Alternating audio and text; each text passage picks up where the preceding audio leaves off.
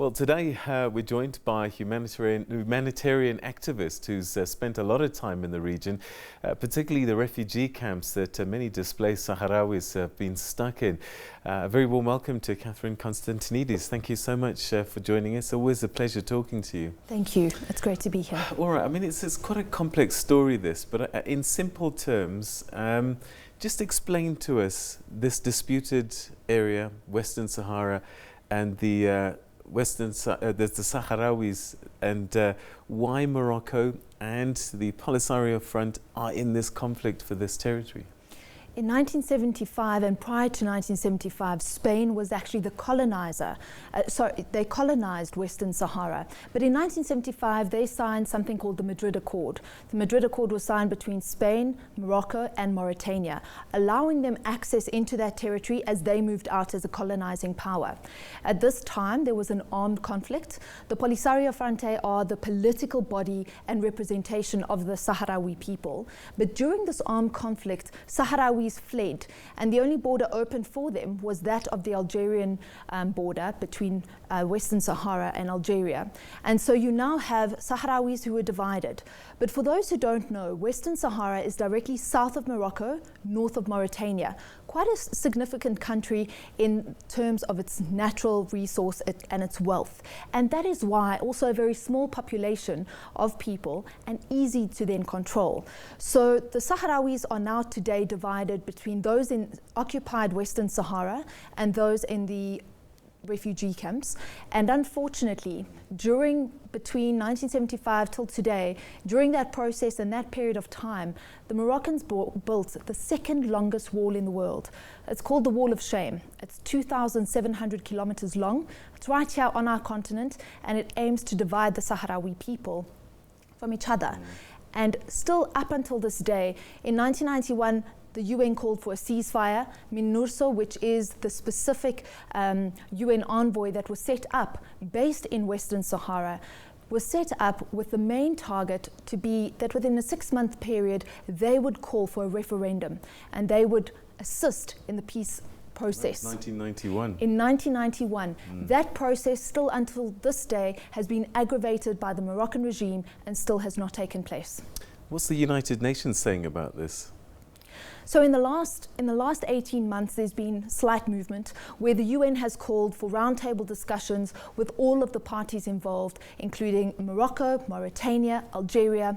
There have been calls for Spain to also sit and to play a role in ensuring that they undo what they should never have done in the first place, and giving power to two countries that they did not have the right to give power to from 1975. So where does the Sahrawi Arab Democratic Republic fit into this equation as well?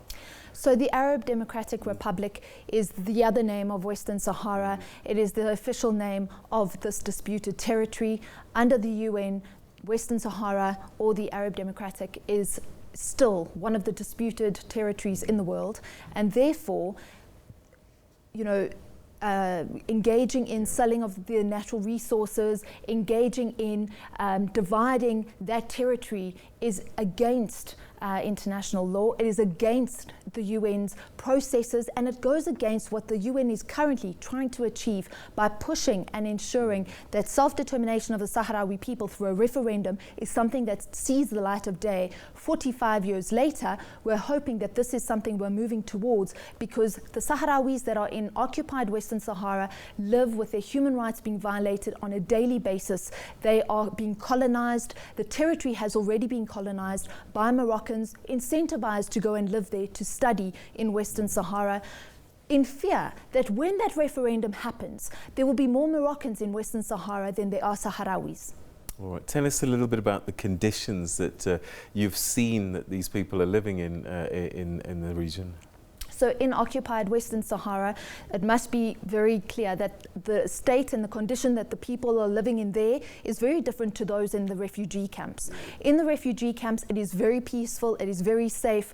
The Sahrawis there, unfortunately, live reliant on aid. They are living in a temporary refugee camp that was set up in 1975 as a temporary camp. They're still living in those very tents in the middle of the Sahara Desert under inhumane climatic conditions, but they're living there with the hope that one day they will return home. You then have their families on the other side of the berm in Western Sahara.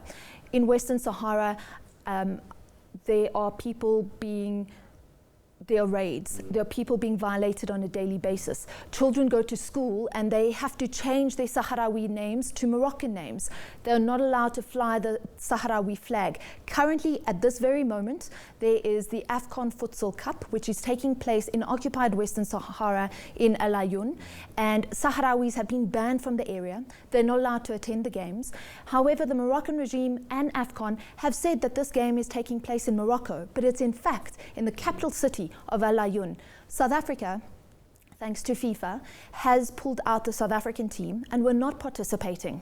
And today we have heard terrible stories that the Mauritian team who are currently in El Ayoun are being denied access to leave the country, but their government has called for them to come back home and to not actually participate. Is Morocco moving closer to allowing this referendum to take place? Unfortunately, I think that is not taking place and that's not happening. And they will spin many different stories. But the reality is, last year and on several occasions, I've come head to head with the charge d'affaires of the Moroccan embassy. I've not yet engaged the ambassador himself, as he's only recently in South Africa, as our diplomatic relationships have changed. However, if we cannot be on the same page and talk about Sahrawis in occupied Western Sahara as such, and if they cannot accept if we're not talking from the same book, it's very difficult. They continue to deny that Western Sahara is separate from Morocco. There is no country in the world that recognizes sovereignty of Western Sahara by Morocco. And so they also deny that the Sahrawis stand alone as a nation. And so they are very difficult. It's a very difficult process, but one that really requires political will, and it requires determination from us as a continent who have forgotten the Sahrawi people to make sure that we are pushing the issue of decolonization of the last colony in Africa in our lifetime. But the African Union has recognized the Western Sahara as a territory, as an entity. What more must they do? The African Union 3 years ago today allowed Morocco back into the African Union fold. They left the OAU, as you discussed on air yesterday, and they left because one of the founding members was the Sahrawi Republic. And the Western Sahara has always been a member of the OAU and now the AU.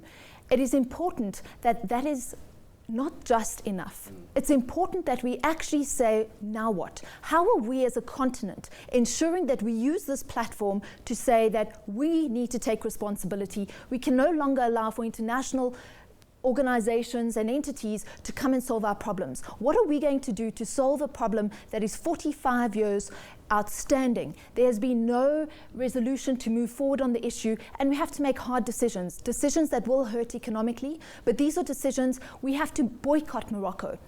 We should not be allowing for South Africans to go on holiday to a destination that they assume to be a great place to go and visit. Yet what they don't realize is that very same country is abusing and violating the human rights of people, another nation, and they are colonizing another African nation in this day and age. So you're saying Morocco is making no moves whatsoever to fix the situation? Unfortunately not. They work really very hard to ensure that they are able to take further control, to use the resources and sell them for the benefit of the treasury of the Kingdom of Morocco.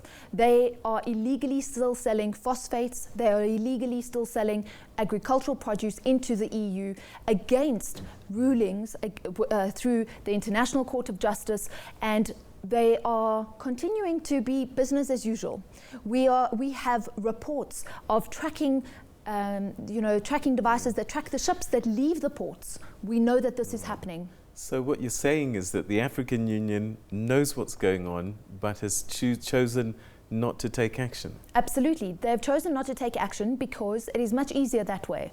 We need to make sure that we are not the African agenda needs to be first, not outside agendas that are paying the bills for the African Union. So we have to ask ourselves hard, difficult questions, and questions that should have been answered a long, long time ago. When Morocco was readmitted into the African Union, why were there no terms and conditions when this is a country that still occupies another country, is colonizing another country?